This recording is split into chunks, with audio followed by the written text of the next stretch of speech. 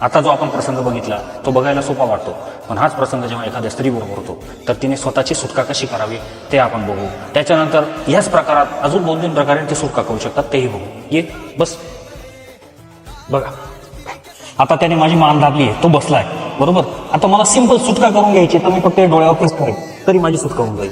एक सेकंड, ये दोन्ही हात असे अंगठेमध्ये घेऊन आणि अंगठ्याचा हा जो कोपर आहे हा याच्या डोक्यावर मारायचा.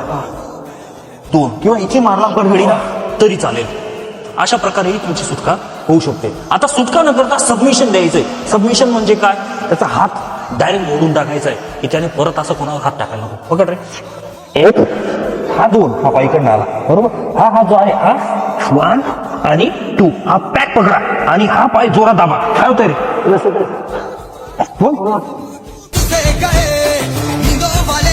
थँक्यू.